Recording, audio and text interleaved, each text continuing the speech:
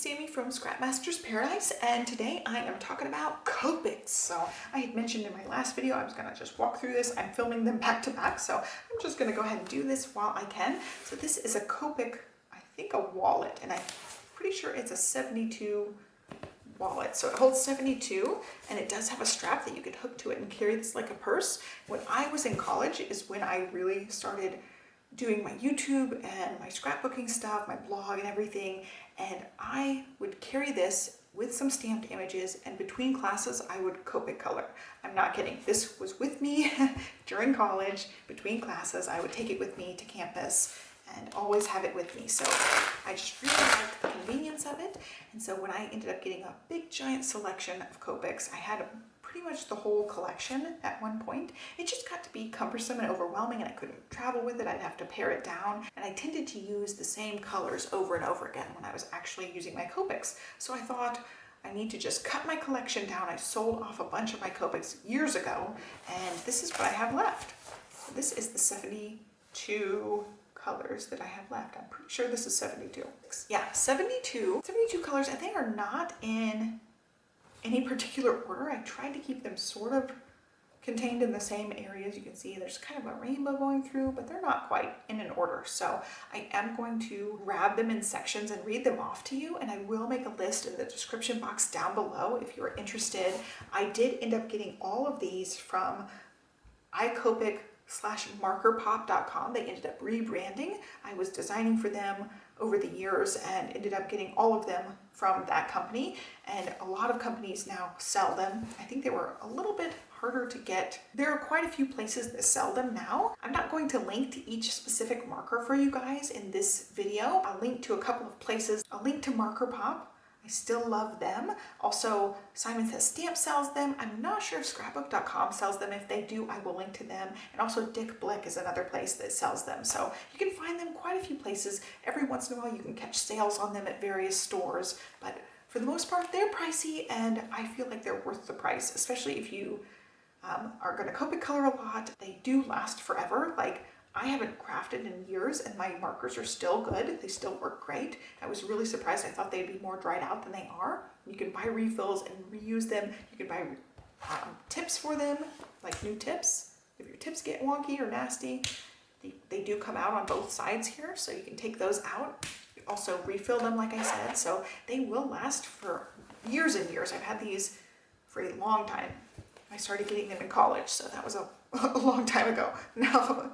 So anyway, these are the ones that I have. I want to start walking through them, and I feel like I just picked out a few of each color family. Like the E's, I picked out certain shades that I could do skin tones, darker hair, natural things like that. I've got a couple of shadowy shades so I can darken up things or create shadows. I've got a few different blues, an aqua set, some green sets, one specific set of pinks that I really like, a bright pink set, the nice candy reds.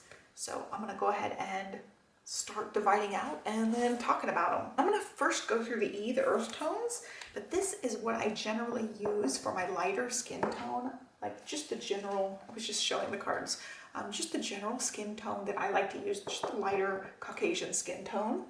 This is what I go with.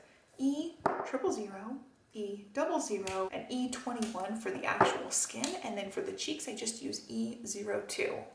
That's what I use for just the lighter skin tone. And now, depending on how dark of a skin tone you want to do, you can use the same ones that I use for brunettes, brunette hair, and you can do any sort of darker skin tone with any combination of these. So not necessarily the 44, it's kind of an ashy color, but the rest of them work really good for darker skin tone. So I've got E23, E27, and I think there's an E25, but it was too close to these shades, so I decided to skip that one. And then E29, and those ones go really well, and I also pair them with the 40s, so E44, E47, and E49. And I will do combinations of these. Like if I want to do something really, really dark, I'll put the E49 at the end of that. And that's what I did with a brunette hair recently. And then the last E's that I have are more for like making beige and natural colored things. I've got E42, E43, and E44 will also go well with those because they have the same 4 number. And then E51, it's just a beigey color. So you can do a lot of like earthy, beigey tones with those ones in combination with the other ones they already have. And so for shadowing, I didn't keep a whole lot for shadowing. I ended up not really liking the cool grays so much. There's 3 different sets of grays. There's the W, which is warm gray, the T, toner gray, which is more of a pure neutral gray color without much undertone. And then there's also the C's. They're the cool grays, and they're more of a cool color and like a bluish tint. And I found that I did not tend to gravitate towards the cool grays. So I ended up using the warm grays and the toner grays the most. So I just kept a few of each. For warm grays, I have W2 and W10. I tended to outline and shadow with this W2 a lot.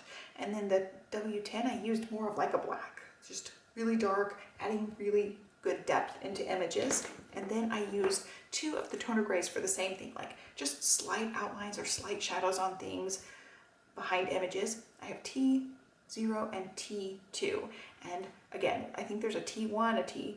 You can go lighter and darker, but I found that with these 2, I got enough of a range. All right, as far as the B for blues, I end up having a couple of different ones. The B00 for just a really light blue, baby blue tint for something.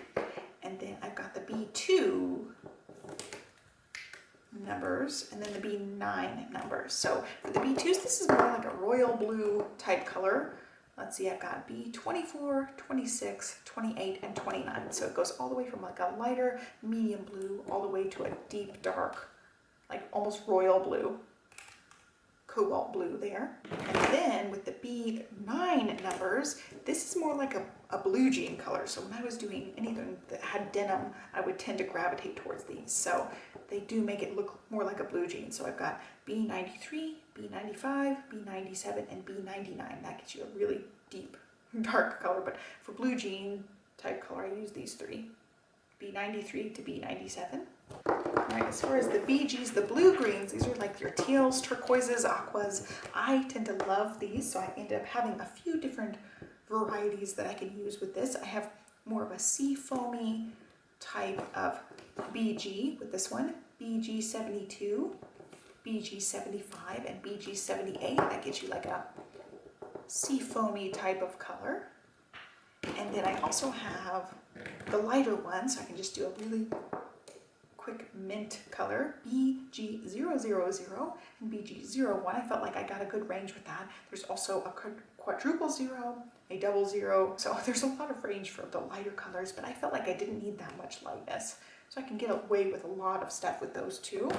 And then I've got the teen numbers, BG11, 13, and 15. And the caps on these do not look very representative of these. I feel like they are a little bit better in line than they look right here. They look like they don't match at all, but I tend to use these and they work pretty well together. And then to get a darker, nice teal color, I combine any of those with these 2, BG45 and BG49. So that's a really dark turquoisey color, and they look really good together. All right, moving next to the greens, the Gs. I don't have a whole lot of these because I like the YGs, the yellow greens. And I think between this and the yellow greens, I can do a lot of the natural stuff, plants, flowers, that kind of thing. So I do have a few of these lighter ones, G000 and G00, and these are like the lighter colors. And this one's called Sea Green, G12 and G14. I don't know that those ones really go much together, but I really like this kind of color for grass. And then this is just for lightening light things. And then here I've got 2 more greens, not necessarily in a section, just for doing various nature things. And you can combine these as well. So I've got G19 and G46, so like a foresty type green and then more of a primary type green. These are the other greens I really like, the YGs. I picked out some that are super bright. I've got these YG 23 and 25. I tend to use these ones a lot for just a really pretty limeish type of green. And then I have these ones for more of a muted, darker colored green kind of a foresty green. It could be really good for lots of different plants. So I've got YG 61, 63, and 67.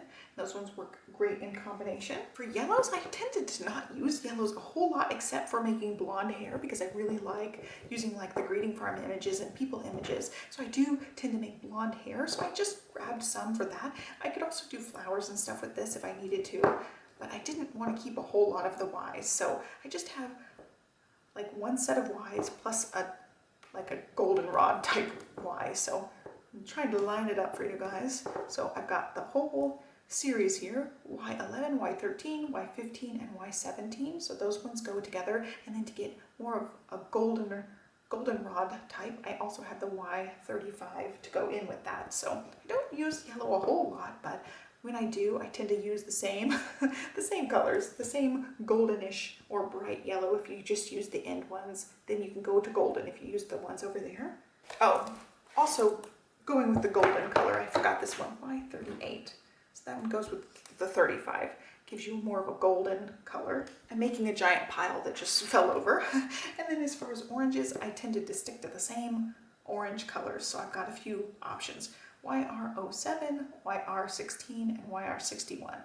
Right, as far as like your bright red, I have the options all the way from like the pinkish tones all the way up to the darkest one, and then another darker one to add in if I wanted it to be a little more dark, a little more towards like a burgundy. R21, 22, 24, 27, 29, those all go in the same series and they do shade really well together, and that gets you up to the deep, dark, bright red. And then to make it a little bit darker, I have the R46. So I just layer that along with this same series to do any kind of reddish or very light pinkish color. And I found that I missed one.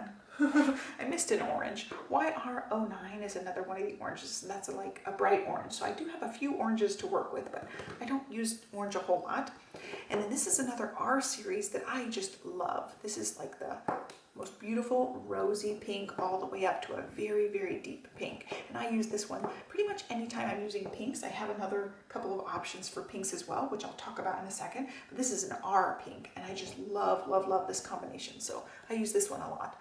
R81, R83, R85, and R89. So with the lightest ones, you can do a very blush, rosy tint all the way up to a deep, dark pink. And I just love, it's just like the ultimate perfect pink in my mind is this series. And then the last ones I have to talk about are the RVs. Now I did not keep any of the purpley colors, the BVs. I don't have any of those. I just have the RVs, and they go to a tiny bit of a purplish color. First of all, I found I wasn't using the purples. I didn't like how the purples blended all that much, but if I wanted purple, I could layer some blues and pinks together and work up my own purple. But this is what I have as far as more pinks. So I've got like a more of a bubblegum candy pink here with the RV02 and 04 up to 09. I find that is a good shade range there. And then the RV25 and 29, they are just more like really bright neon pinks. And this one says crimson, so it leans more towards a red. The other ones are just really bright neon colored pinks, and I find that I need those sometimes, so I like to have those in my collection. And there you have it, 72 Copic markers, and these are the ones that I was gravitating towards, that I used. And when I was trying to come up with what I wanted to keep out of my collection, when I was paring it down, this was it, and I have been really happy with it. I was Copic coloring a lot more than I am lately, but I didn't find that I was needing colors, or I was missing colors. I found that I had everything I needed right in my little wallet. It's compact. I can keep all of them with me. I can travel with them. Not that I'm traveling anymore with two tiny kids. We don't travel really, but I could if I needed to. And so I can Copic color on the go, and it's nice and compact. I can just have this pack on my desk. So some people had asked, and I really wanted to put this video together to share with you guys where to start. You can just start with 2 or 3 and add to it and add to it. And I feel like it took me a really, really long time to get my collection up because I was working on design teams. I was a poor college kid and broke. I did have scholarships, but I was also paying my way through college as well, like paying for my books and stuff sometimes along the way, and paying for gas and stuff to commute. And so it was expensive, you know, they're not cheap. And I say start where you can, just get a few at a time. Start with like 2 or 3 colors in the row and just work up until you can have a decent collection. So I hope that this video helps. It gives you somewhere maybe to start if you're looking to do specific things. Like I mentioned, if you're doing more nature things, then you can stick with the more natural colors. If you're doing people, you can get some skin tones and some hair colors and work from there. And I just really, really love my Copics, and I wanted to share this video because I know some people have asked about what Copics I had, and so I wanted to walk you through the whole thing. So be sure to give me a thumbs up and subscribe so you can follow me along, and thank you so much for watching. I'll catch you next time. Have a great day, guys. Bye.